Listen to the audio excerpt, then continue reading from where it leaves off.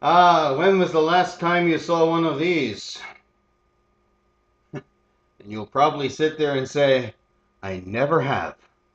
Well, it's not an unusual thing to say. You've never had. This is called a Stroh violin. And the Stroh violin was used for recording in the early days of recording, like with Caruso. Many of the recordings he made were made with Stroh violins, just like this. They had Stroh violas. Um, Other instruments were adapted to work better with the recording process. Once again, as I mentioned before in that early video about recording, what does it do to the overtones? What does it do to the sound? It does this kind of a thing to the voice, and it changes everything tremendously. And I find that it sounds kind of odd because what happens is that you lose a good deal of the broadness of the sound. So what these instruments tried to do was create an artificial sense of broadness. So you have the viola, you have the violin, which were Strohs, which are horned. You aimed the horn of the violin like a weapon at the recording horn. Now, pity the poor French horn players, because if you think when you play French horn, the bell is behind them. So how do you record with a French horn? You take the French horn player and turn him around so his back is facing the recording horn and give him a mirror to watch what's going on. Other instruments were fine because they had horns on them and they could focus that sound. Certain instruments just weren't going to work. Oddly enough, harps seemed to work pretty good, and they used them quite often. Um, Flutes, clarinets would have to be very, very close to the horn. So can you imagine, if you will, let's say Enrico Caruso's making a recording, and grouped around him like a very well crowded elevator is this small orchestra. Must have been very trying. You have to be very careful where to step, where to move, especially when you're the singer, because you're going to have to move and duck. And obviously, Caruso was very proficient at it, because very rarely did he ever blast on records.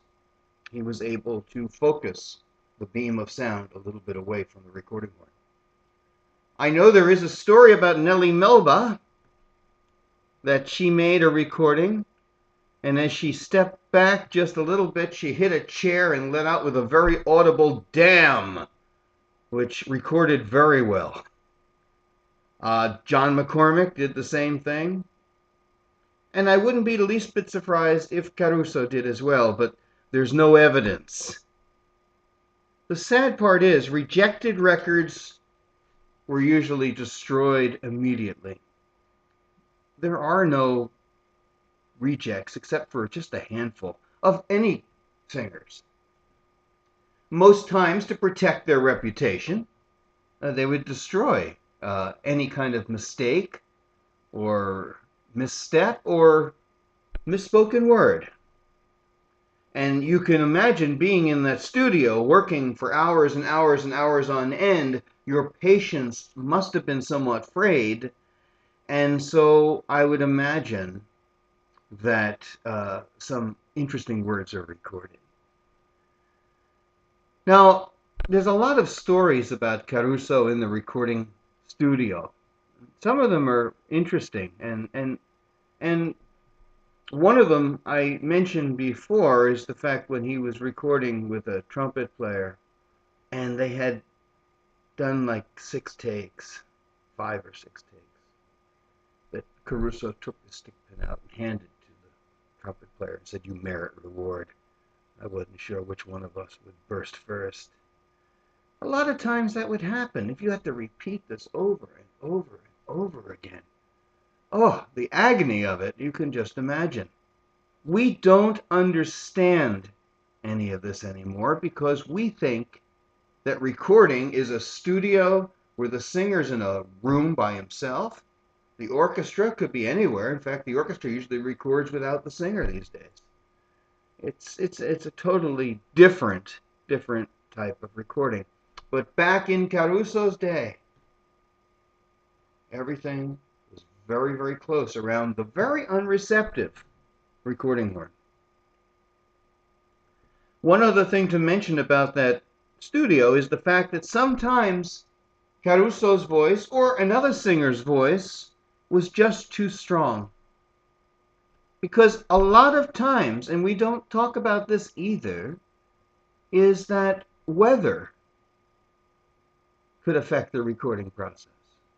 Humidity, heat, cold, could all affect how a recording would work. And usually the windows are wide open in the recording studios. Gives you an idea of how much noise there was outside. The only thing that would make noise and annoy people was the noonday whistle, which unfortunately several times was recorded, much to the dismay of artists, orchestras, and recording engineers.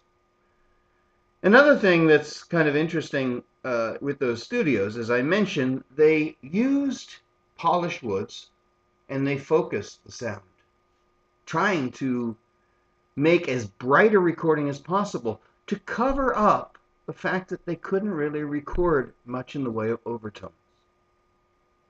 It works rather well with some singers and some bands, but sometimes can give this sound, this artificial sound, that can be a little hard to hear. I know Thomas Edison had a strong dislike for disc Victor records, and he would complain about them tremendously quite often. In fact, he had something, it was a piece of cardboard, about yay big, he put over his good ear, and he called it a Victor ear tickle. And he would use that whenever he would listen to a Victor record, or if when he was making recordings and heard that the sound was bad, he would kind of call it a Victor ear tickle type of recording. But in those early days of recording, every bit of energy had to be focused at the recording horn. And so when you listen to another recording someday of Caruso or Gallo-Curci or the original Dixieland Jazz Band, just remember how much work went into it. It was a tremendous amount of work. I kind of like the earlier days of recording before this fear of blasting came out.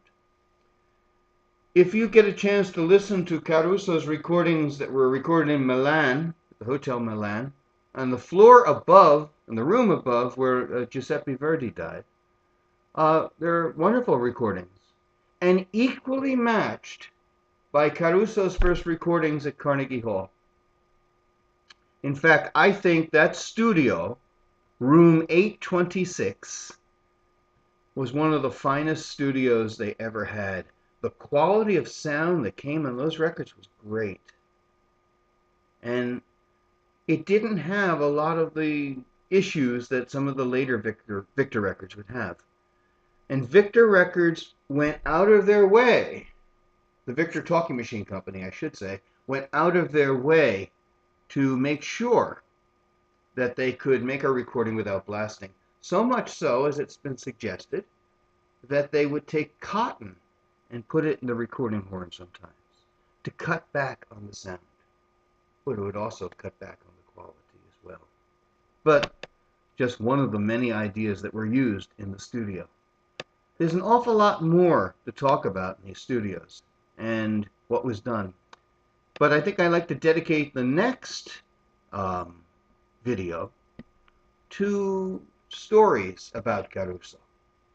And finish up with Caruso and then go to some other singers and performers and companies, all in this whole area of recorded sound.